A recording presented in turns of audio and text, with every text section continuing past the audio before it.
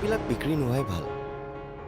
যিখন পেইণ্টিং বিক্ৰী হৈ যায় তাৰ প্ৰতি কোনো মায়া নাথাকে, কাৰণ সি যে পণ্য সামগ্ৰী হৈ যায়। কি হ'ল দাদা? একোতো ভুল কোৱা নাই, মই নিজৰ এক্সপিৰিয়েঞ্চৰ পৰা কৈছোঁ।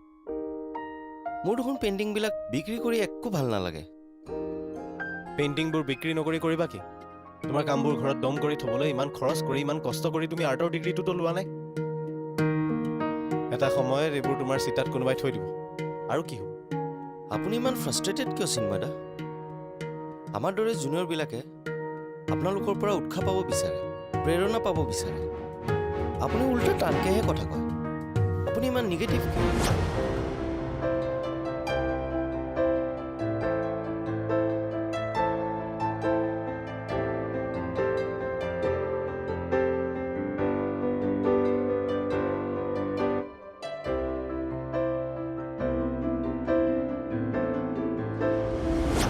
মোৰ এটা কথা ৰাখিবা, কোৱাচোন। তুমি আকৌ ছবি আঁকিবলৈ ষ্টাৰ্ট কৰিবানে?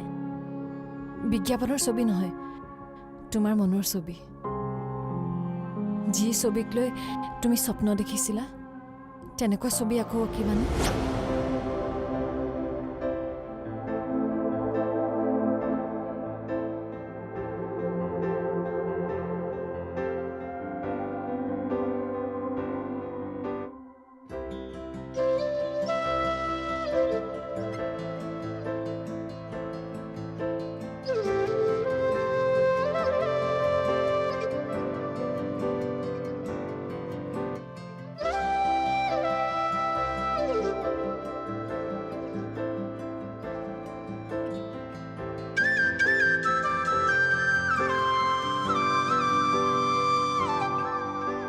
তোমাৰ কথা মই ৰাখিম ভাস্বতী।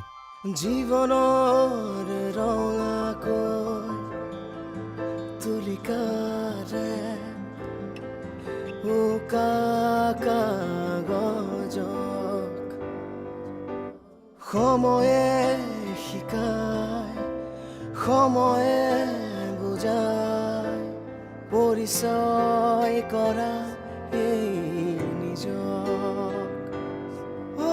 জীৱন বৰ অনুপম, সপোনে হে আগুৱাই প্ৰতিটো ক্ষণ। জীৱন ৰঙৰে সাগৰ, সপোনে হে আগুৱাই প্ৰতিটো ক্ষণ। নিজাৰে গাগাৰে জানে নি দানি জাগাৰে নিজা।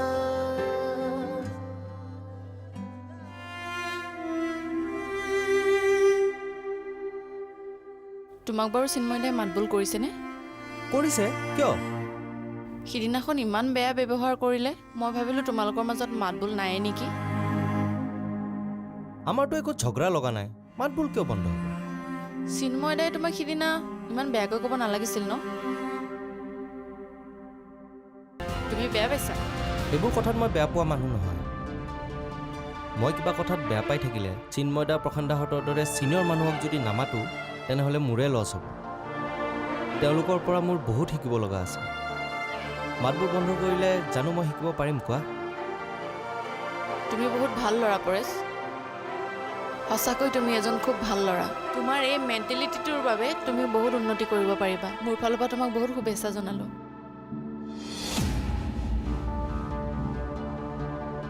তুমিও ভাল ছোৱালী, ভাল হওক তোমাৰ। Good luck. ব'লা যাওঁ। ব'লা।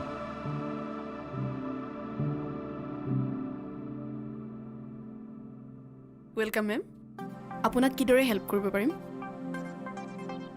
মিষ্টাৰ সুভাষ বৰ্মা? হয় হয়, MD ছাৰক লগ কৰিব। কিন্তু মেম MD ছাৰ এতিয়াও আহি পোৱা নাই। কিন্তু তেওঁতো মোক 10:30 to 11ৰ ভিতৰত মাতিছিল। 10:30টো হোৱা নাই, তেওঁ আহিব চাগে। আপুনি বহকচোন। ঠিক আছে।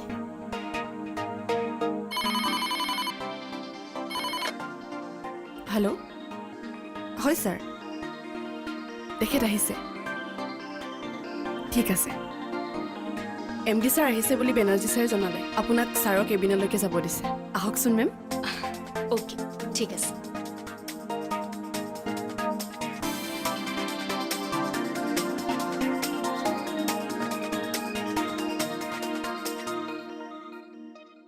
পৰেশ তুমি কিবা কৰি আছিলা নেকি নাই কওকচোন ব'লাচোন বাহিৰৰ পৰা আহোঁ কাম এটা আছে ক'ত যাব লাগিব আৰে ব'লা না চিমৰা পৰেশ ক'ৰবাত লৈ যায় নেকি গৈছোঁ আৰু ক'ৰবালৈ তোমাক কেলে হা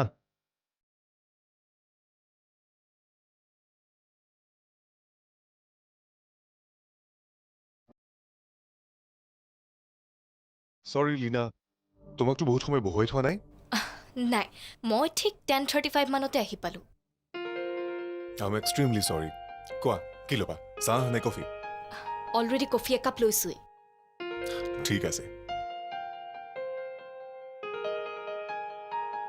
বেনাৰ্জী এবাৰ আহিবচোন আচ্ছা লীনা তুমি আজিয়ে জইন কৰিবাতো আজিতো জইন কৰিম বুলি অহা নাই জাষ্ট কথাবোৰ পাতি ফাইনেল কৰি যাওঁ বুলি আহিলোঁ ইয়াত কথা পাতিবলগা কি আছে তুমি জাষ্ট জইন কৰিম বুলি কনচেণ্টটো দিলেই হ'ল হৈ গ'ল মই জানো তুমি সুনন্দাতকৈ ভাল কাম কৰিবা মোৰ 100% বিশ্বাস আছে কাৰণ এডভাৰটাইজিং লাইনটো তুমি বহুত দিনৰ পৰা কাম কৰি আছা সুনন্দাতকৈ যে মই ভাল কাম কৰিম মোৰো কনফিডেঞ্চ আছে এতিয়া কোৱা তুমি চেলাৰী কি ল'বা প্ৰথমে তোমাৰ পৰা শুনো দিব পাৰিলে নিশ্চয় দিম আচ্ছা কোৱাচোন তোমাৰ এক্সপেক্টেশ্যন কি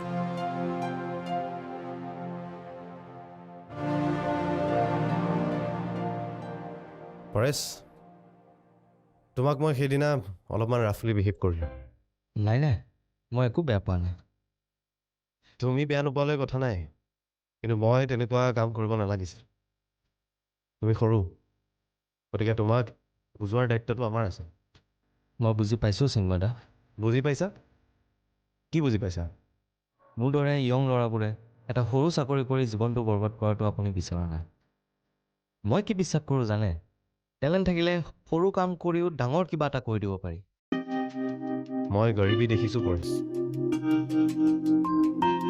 অভাৱ কি বস্তু অভাৱে কেনেকৈ মানুহক শেষ কৰি দিয়ে সেইটো মই ভালদৰে জানো আৰু সেইবাবে পিপলিগাঁৱৰ ল'ৰাটোক আপুনি দৰিদ্ৰতাৰ কথা কি বুজাব চিন্ময়দা মোৰ সমান দৰিদ্ৰতা হয়তো ইয়াত কোনো দেখা নাই প্ৰভু জগন্নাথৰ ৰথৰ বাবে কাপোৰ নিৰ্মাণ কৰা ৰংচঙীয়া এপ্লিকাৰ্ট কৰা আমাৰ পৰিয়ালটোৰ বাবে পিন্ধিবৰ বাবে কাপোৰখিনিৰো অভাৱ ইমান অভাৱত থকাৰ পিছতো তুমি ফাইনেন্সৰ কৰ্চ কিয় কৰিলা বেলেগ কাম নকৰিলা যে অভাৱতকৈ ডাঙৰ বস্তুটো হ'ল মানুহৰ মনৰ মাজত থকা ইচ্ছাটো বংশক্ৰমে পাই অহা এই শিল্পী মনটোক জানো অভাৱে বাধা দি ৰাখিব পাৰে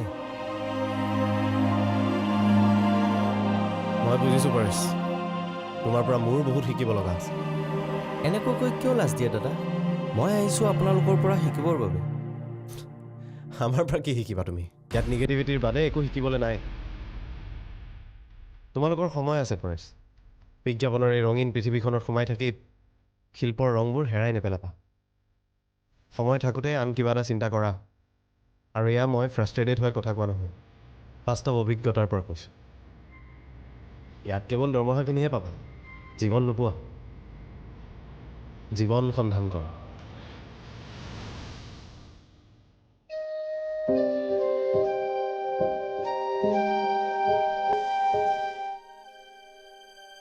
আজি ৰাতিটো হয়তো মোৰ কাৰণে আটাইতকৈ কষ্টৰ দিন হ'ব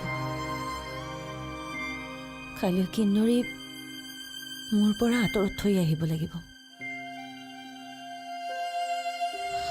জন্মৰ পৰা তাই কেনেকৈ ৰখাই নাছিলোঁ যে কেতিয়াবা এদিন এৰাতিৰ কাৰণে এৰিছোঁ কেতিয়াবা ৰাণুমাহীৰ লগতো ৰাখিছোঁ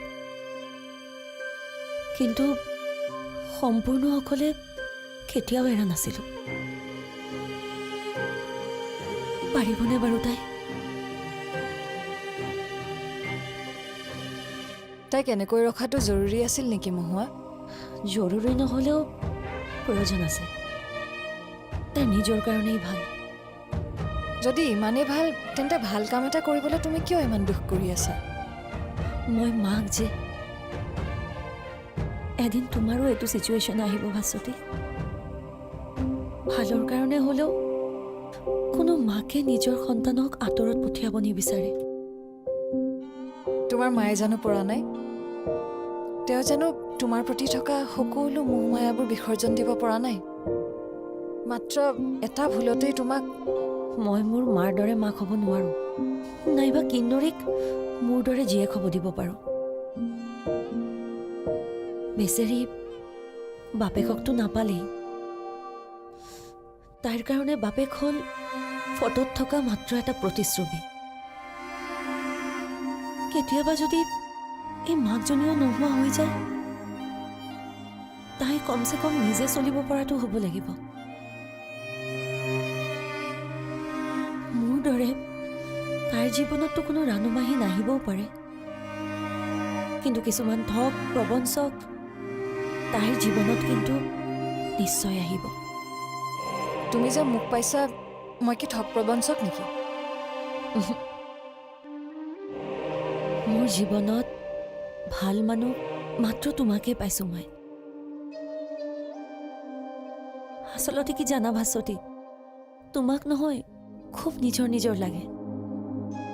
মানুহ মানুহৰ বাবে আপোন হ'ব পৰাটো বিৰাট ডাঙৰ কথা। এই মহানগৰীত লাখে লাখে মানুহ আছে, বহুতৰ লগত মোৰ চিনাকিও আছে, কিন্তু চোৱা, মোৰ বান্ধৱী কোনো নাই। তুমি যদি মোক তোমাৰ বান্ধৱী কৰি লোৱা, মই বহুত প্ৰাউড ফিল কৰিম মহুৱা। সঁচাই? তুমি মোৰ একেবাৰে মনৰ কথা কৈ দিছা জানানে? এয়া চোৱা, বান্ধৱীবোৰতো এনেকুৱাই থাকে, একেই কথা ভাবে। ৰিয়েলি ভাস্বতী, মই সপোনতো ভবা নাছিলো তুমি মোক এনেকৈ ক'বা বুলি।